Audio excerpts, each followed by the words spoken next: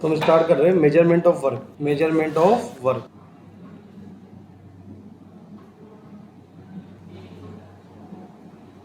Of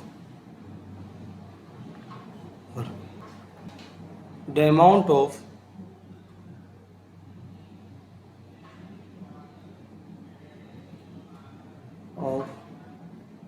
work done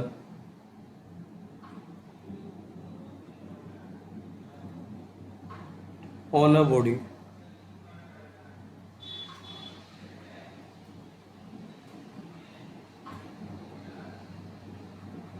depends on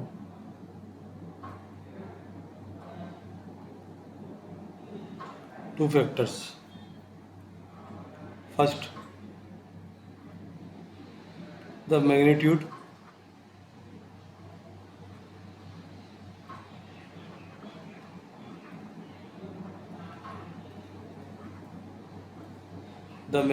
of the force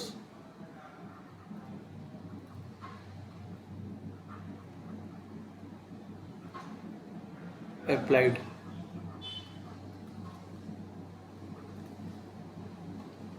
Second, the displacement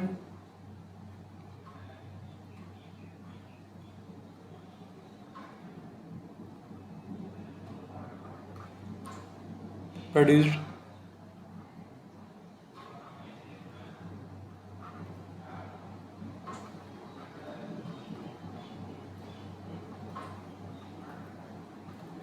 by the force. ठीक है, इसमें एक तरीका और है वर्क डन फाइंड करने का। देखिए, बाय फाइंडिंग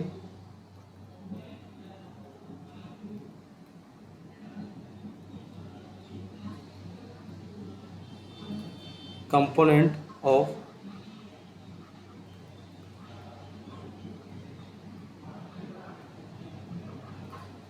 displacement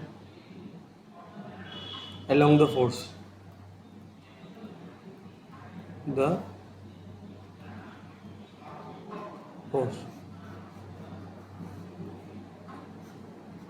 ठीक है।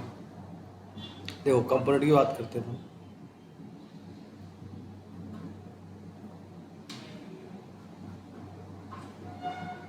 एक ऑब्जेक्ट है, इसका मास स्मॉल m है, ठीक है।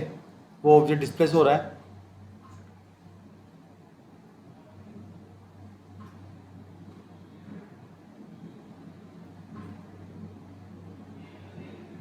A B C। हम इसको फोर्स लगा रहे हैं, एंगल थीटा। तो ये डिस्प्लेसमेंट, ये जो है डिस्टेंस एक एस कोस थीटा, ठीक है। डब्ल्यू हम जो डिस्प्लेसमेंट रहेगा वो क्या रहेगा, W equal to F cross A B कैसे निकालेंगे अपन, कोस थीटा इक्वल टू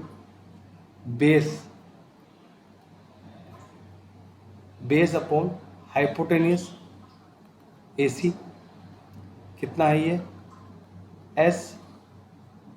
तो AB equal to S cos theta, कितना जाएगा, FS कोस थीटा। एक ये तरीका भी हमारा, ठीक है। इससे हम निकाल सकते हैं। आगे चलते हैं।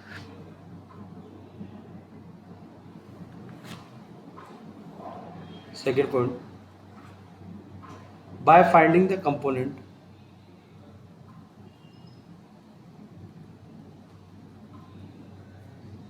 by finding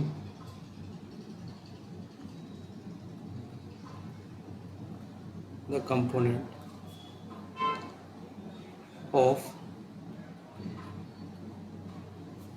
force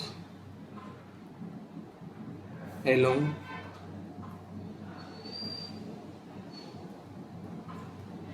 the displacement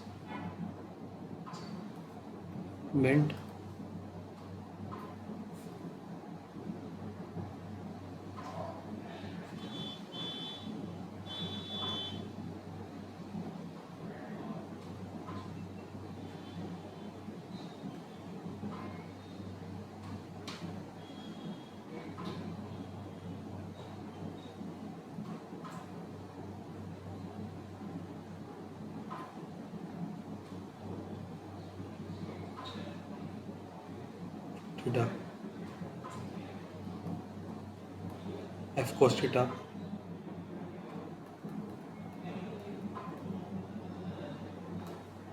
ये बी पॉइंट,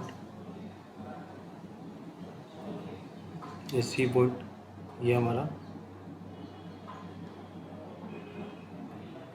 ये पी और ये N, W equal to N A into A C, N A into S, triangle P N A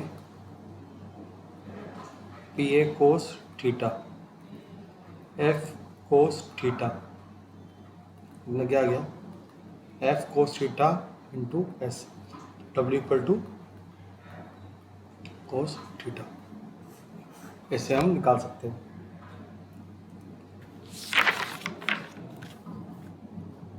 next topic हमारा है work done by the force of gravity.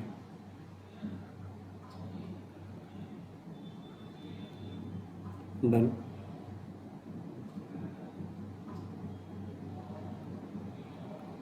by the force of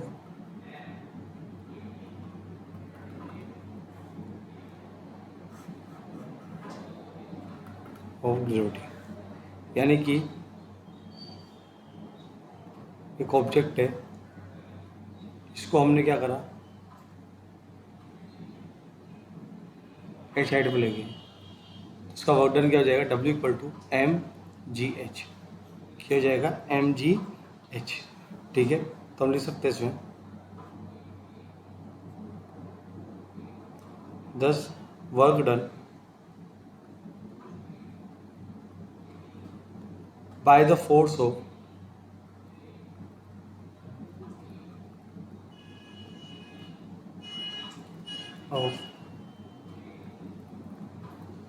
gravity is same whether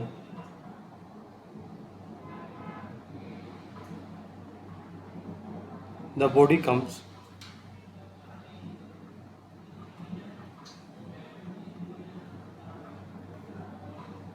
down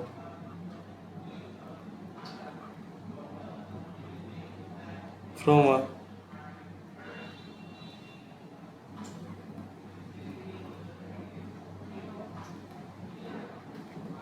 certain height using the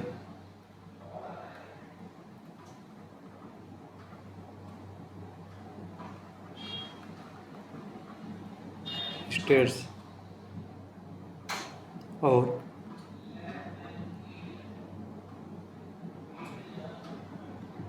slopes or a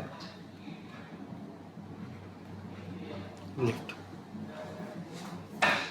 okay, तो ये हमारा work done है। Work done एक होता है force, conservative force होता है और एक नॉन कंजर्वेटिव होता है। कंजर्वेटिव वो होता है जो कि पाथ पर डिपेंड करता है, कंजर्वेटिव क्या होता है हमारा, जो पाथ पर डिपेंड करता है, और नॉन कंजर्वेटिव होता है जो हमारा पाथ पर डिपेंड नहीं करता। ठीक है, नॉन कंजर्वेटिव होता है हमारा कंजर्वेटिव होता है हमारा जो पाथ पर डिपेंड नहीं करता, और नॉन कंजर्वेटिव होता है जो हमारा पाथ पर डिपेंड करता है। जैसे ग्रेविटेशनल फोर्स है, ठीक है, वो पाथ पर डिपेंड नहीं करता, तो कौन सा फोर्स है, वो कंजर्वेटिव फोर्स है। ठीक है, और इलेक्ट्रोस्टैटिक फोर्स है, ठीक है, जैसे कि हम बात करें इलेक्ट्रिक पोटेंशियल है, फ्रिक्शनल फोर्स है, ये सब क्या करते हैं, पाथ पर डिपेंड करते हैं, तो ये नॉन कंजर्वेटिव फोर्स है। तो हम बात करेंगे कंजर्वेटिव और नॉन कंजर्वेटिव की, तो हम टाइप्स ऑफ फोर्स पे जाएंगे।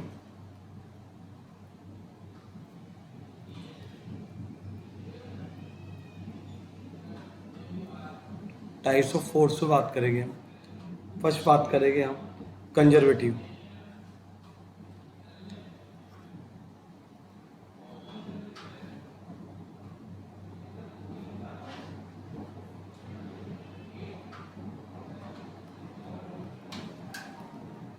Conservative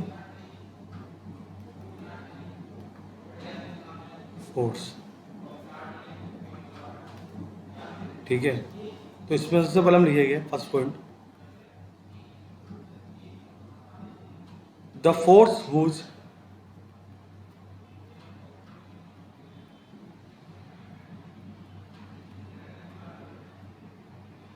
work done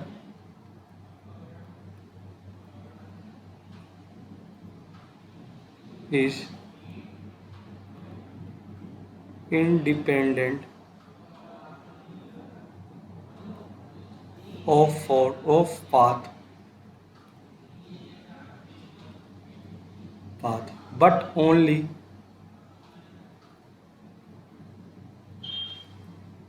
depends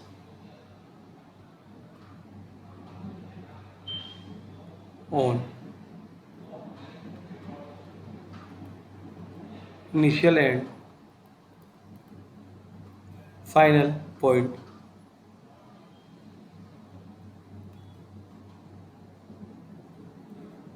of journey.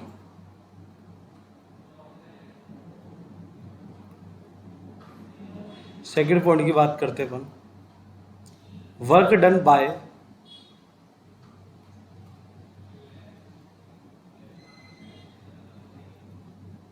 Bye conservative force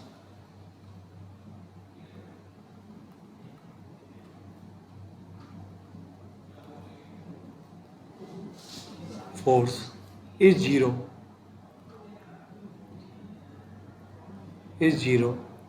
for a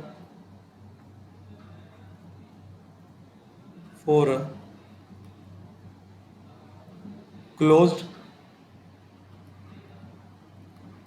path. Third point की बात करें, the energy of object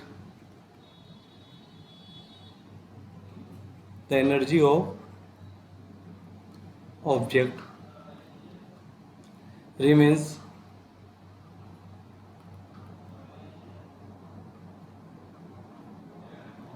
same as it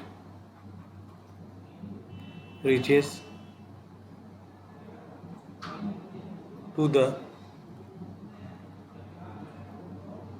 initial point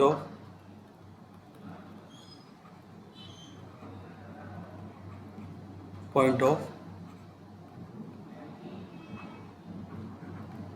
journey. ठीक है, यानी कि जैसे हम बात करें ए,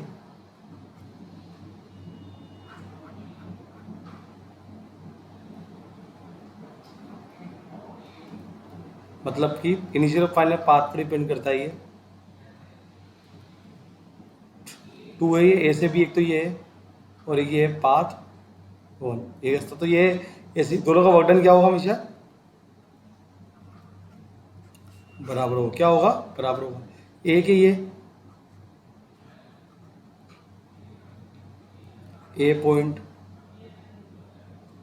ये बी पॉइंट मान लो, इसको सी मान लो, इसको डी मान लो. मान लो यहाँ चले, क्लोज पाथ है, टोटल वर्क डन क्या हो जाएगा, A B C D equal to 0. ठीक है, तो ये हमारा कंजर्वेटिव फोर्स था. बात करते हैं हमारे नॉन कंजर्वेटिव फोर्स, जो कि पाथ पर डिपेंड करता है. ठीक है, जो कि पाथ पर डिपेंड करता है. सेकंड हमारा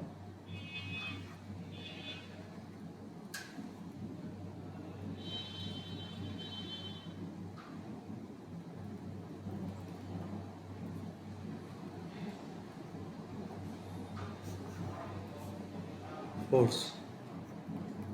ठीक है, the four dependent on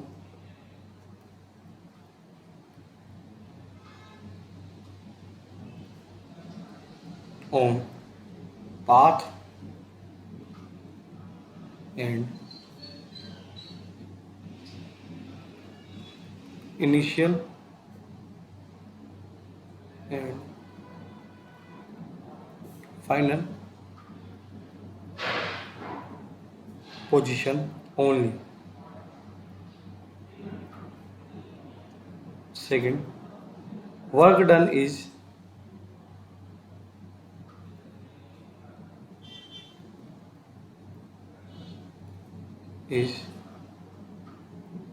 non zero. Initial energy और फाइनल एनर्जी बराबर नहीं होगी. एग्जाम्पल क्या है इसका,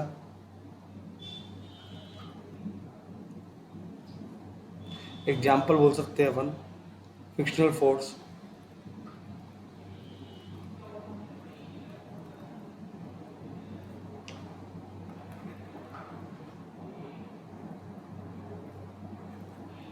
फोर्स एसेट्रा। इसी तरह कंजर्वेटिव फोर्स की भी एग्जाम्पल देख लेते हैं।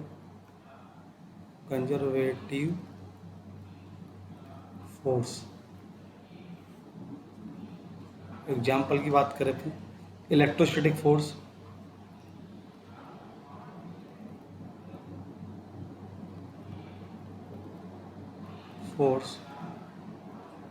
ठीक है, ग्रेविटेशनल फोर्स,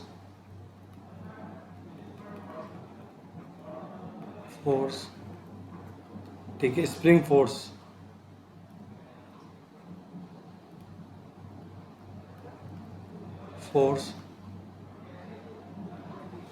एटसेट्रा। ये नॉन कंजर्वेटिव के एग्जाम्पल है। ओके बच्चों।